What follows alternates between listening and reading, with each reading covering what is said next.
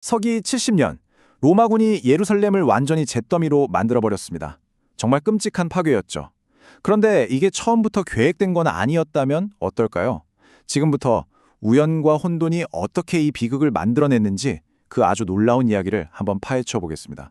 자, 여기서 우리가 던져야 할 질문이 바로 이거예요. 예루살렘의 파괴. 이게 과연 피할 수 없는 운명이었을까요?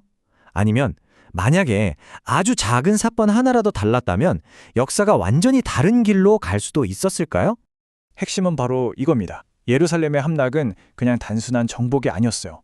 저 멀리 로마에서 불어닥친 내전이라는 거대한 폭풍, 그리고 성벽 안 예루살렘 자체의 내분이라는 또 다른 폭풍. 이 두 개의 폭풍이 말 그대로 정면으로 충돌해서 모든 걸 휩쓸어버린 결과였던 거죠. 좋습니다. 그럼 먼저 로마는 대체 무슨 계획을 가지고 있었는지부터 한번 보죠. 좀 놀랍게도 그들의 첫 계획은 파괴가 아니었어요.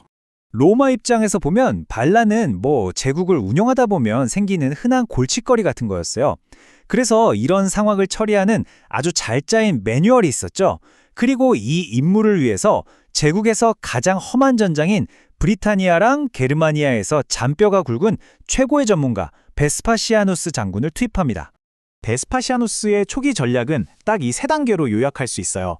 첫째, 주변 시골 지역부터 하나씩 장악한다. 둘째, 예루살렘으로 들어가는 보급로를 꽉 조인다. 그리고 마지막, 피 한 방울 흘리지 않고 항목을 받아낸다. 그러니까 예루살렘을 직접 공격하는 대신에 서서히 목을 조이는 그런 방식이었던 거죠.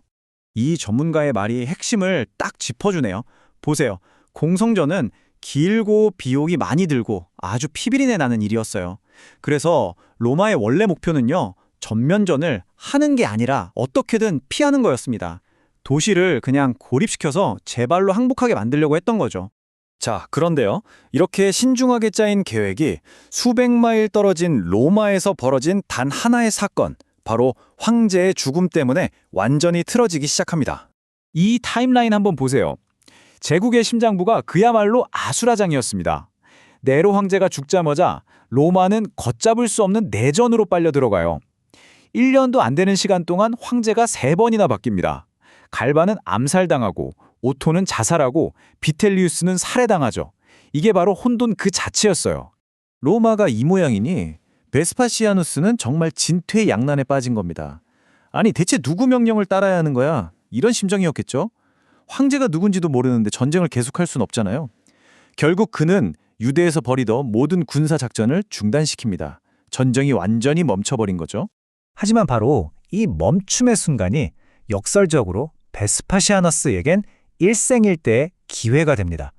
그의 시선은 이제 예루살렘이 아니라 제국의 심장, 바로 로마를 향하게 되거든요. 이 내전의 혼란 속에서 베스파시아누스는 직접 왕자에 도전하기로 결심합니다. 아주 영리하게 움직였어요. 먼저 로마의 빵바구니, 즉 식량 창고인 이집트와 손을 잡고 로마의 식량 공급을 장악해버립니다. 식량과 군대를 모두 손에 준 그는 결국 내전의 최종 승자가 돼서 새로운 황제로 등극하죠.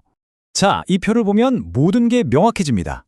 장군이었을 때 그의 목표는 그냥 지역 반란을 효율적으로 끝내는 것이었어요.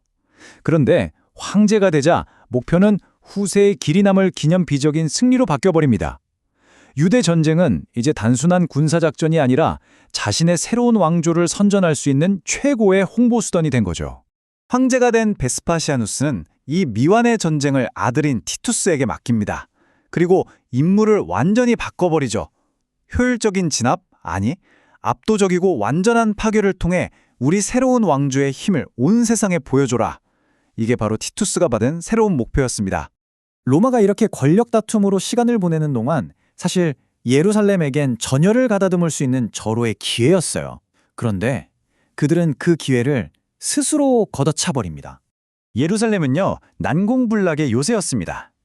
성벽은 견고했고 물도 충분했죠. 이론상으로는 완벽했어요. 하지만 진짜 적은 성벽 밖에 있는 로마군이 아니라 바로 성벽 안에 있었습니다. 반란군 파벌들이 서로를 적으로 규정하고 죽고 죽이는 내전을 벌였거든요. 로마군을 코앞에 두고 자기들끼리 등에 칼을 꽂고 있었던 겁니다. 그리고 이들이 저지른 행동 중에 가장 최악의, 정말 이해할 수 없는 행동이 바로 이겁니다. 그들은 자신들의 식량 창고를 불태워 버려요. 도시 전체를 2년 넘게 먹여 살릴 수 있었던 그 엄청난 양의 곡물을 말이죠. 만약 이 식량만 있었더라면 역사는 어떻게 바뀌었을까요? 하지만 그들은 로마군이 아니라 스스로를 굶주림 속으로 몰아넣었습니다. 자, 이제 로마의 새로운 야망과 예루살렘의 자멸, 이 두 가지가 어떻게 비극적인 마지막 장면에서 충돌하게 되는지 살펴보겠습니다. 마지막 장면은 정말 비극 그 자체입니다. 한쪽에는 내전을 끝내고 하나로 똘똘 뭉친 막강한 로마군이 서 있습니다. 그리고 다른 한쪽에는 내분과 굶주림으로 스스로 무너져 내린 예루살렘이 있었죠. 이렇게 기울어진 싸움에서 자비란 있을 수 없었습니다. 그리고 늘 그렇듯 승리한 자가 역사를 씁니다. 새로운 플라비우스 왕조는 이 잔혹한 파괴를 위대한 승리로 포장했죠. 바로 로마에 세워진 티투스 개선문처럼요. 그들은 이 사건을 자신들의 권력을 정당화하는 아주 강력한 선전도구로 만들어서 수세기 동안 사람들의 기억을 지배하게 됩니다. 결국 예루살렘의 파괴는 처음부터 정해진 운명이 아니었던 겁니다. 그것은 로마의 야망과 예루살렘의 자멸이라는 두 개의 위기가 정말 우연히 그리고 너무나 비극적으로 충돌한 결과였어요. 어쩌면 역사는 거대한 계획이 아니라 이처럼 예측 불가능한 우연들의 연속이 아닐까요?